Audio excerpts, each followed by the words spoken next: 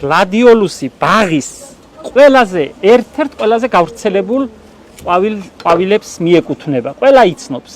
არ ვიცი ადამიანი, ვინც გლადიოლუსს არ იცნობს და დიდი ხანია მოჰყავთ და ამრავლებენ და პოპულარული სცენარია, იმიტომ რომ ძალიან დიდ მასას ქმნის. ასე არც ერთი სხვა ყვავილი არ იზრდება ასე იოლად, ასე მარტივად. მაგრამ ამ ბოლო დროს განსაკუთრებულად კარგი ჯიშები გაჩნდა. არის უფრო ძველი ჯიშები, მარტივი ჯიშები, მარტივყვავილიანი ჯიშები, მაგრამ ახლა ნელ-ნელა უკვე შემოგვემატა ნაირ-ნაირი ფერები. სხვადასხვა ფერის ჯიშები. ქართულად ქვია ხმალა, იმიტომ რომ ხმალის ფორმა აქვს. მისი ფოთლები ხმლებივითაა და თვითონაც ასე აზიდული ხმლის ფორმა აქვს. რა კაი ფერებია ნახე ნაირ-ნაირი. განსაკუთრებული ამ ამბავში მდგომარეობს ის, რომ არ იცის ბევრმა გლადიოლუსის ბოლქვს, ხმალას ბოლქვს რომ დარგავთ 45 დღეს უკვე გექნება ყვავილი. რომელი ჯიშიც არ უნდა მოინდომო, ყველა 45 დღეში, დარგვიდან 45 დღეში. გლადიოლუსის ერთი კიდე მახასიათებელი ადვილი არის, კარგი არის ის, რომ დიდი ყვავილედია, გრძელი ტარო აქვს. და ნელ-ნელა იწყებს აყვავებას და მთელი თვენახევარი დაახლოებით 40 დღე ყვავის. ეხლა რაც ბოლქვებს წაიღებენ, ბევრი ყიდულობს რომ მოდის, ეხარბებათ, კაი ფერები გვაქვს, კაი ჯიშები, ორი ლარი ღირს, ძვირი არ ღირს, ბევრი ყიდულობს და მიაქვს და რაც არ გაიყიდება, რასაც არ წაიღებენ, იმას ყველას ვრგავთ. რომ დაიწყებს ამ სუბუქებას და გამოჩურჩუტებას, იმას ვრგავთ ყველას ქოთნებში და მერე უკვე ქოთნებით აყვავებულები მიაქვს ხოლმე მე. ხალისიანი ფერები მე ძალიან მომწონს. ეს ოსკარია ძველი ჯიში, ეს წითელი გიჟდები ამ ჯიშზე ისე მომწონს. ნახე რა კარგია. გორელები ამრავლებენ, ეხა გორში აქვს ბევრი. ნახე ეს ყვითელიც რა კარგია, ეს ახალი ჯიშია. ეს ძველი ოსკარია, საბჭოთა კავშირის დროსაც იყო ბევრი. ეს ვარდისფერი ძალიან ნაზი და კაია. ნახე რა პატარა და ლამაზია. კარგია. ეს ყვითელიც ახალი ჯიშია, ნახე. ბუთხუზა ყვავილებით. ისა დახუჭუჭებული ყვავილებით.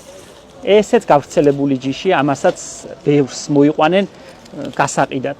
მოსაჭრელ ყვავილად, რა თქმა უნდა. იმათ, ვინც მოსაჭრელად ამრავლებს, იმან ყველა მიცის, რომ 40 დღეა მაგისი 45 მოჭრამდე. აი ეს ვარდისფერი, ნახე რა ნაზი და რა კაია. ეხლა ჩავაწყობ ლამაზად და მერე შევხედავ.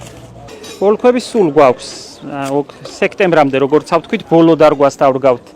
სექტემბრის პირველ რიცხვებში, აგვისტოს ბოლოს, მალამდე ბოლქვები სულ გვექნება. თუ არა და დარგული გვაქვს აყვავებულები უკვე. დარგულებს სამლარად ყიდით. სულ არაა ძვირი მე მგონი. თუ არა და მერე დაიყვავილებს რომ მოვჭრით და ბოლქვებს შევინახავთ და ლამაზად როიალზე დავთებ.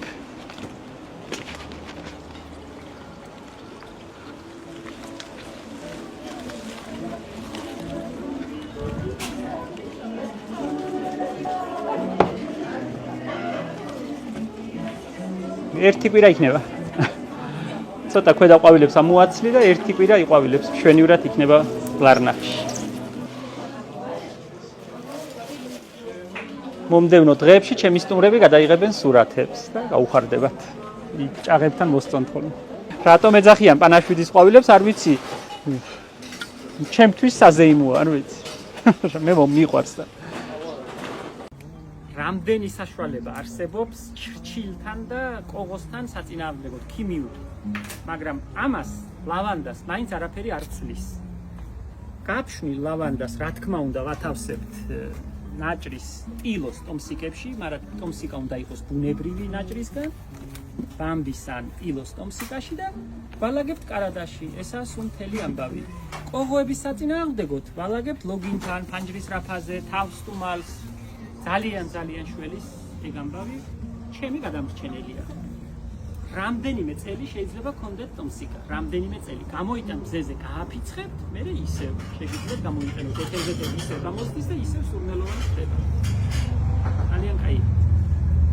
აი საშუალებაა. შეუცვლელია, რა ვიცი, ჩემთვის შეუცვლელია. არც ერთ ნაკუთს არ დავკარგავ. ყველას, რასაც მოვჭდით ახლა ბაღებში, სუფთა ადგილას, ეზოებში, ყველას დავაშლობ და ტომსიკებში დავაფასოებ. იყიდება ჩვენს სალაროში, რა თქმა უნდა. სალაროშიც გაისურვებთ.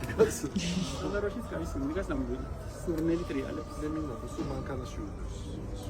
მანქანაშიც მინახავს, აი მაგ პარპრეზი პროფილი მას წი. იქ ტორპედო. ზერო უნათებს იქა, ხო ხურდება და სითბოში კიდევ უფრო კაი სულს გამოსცემს.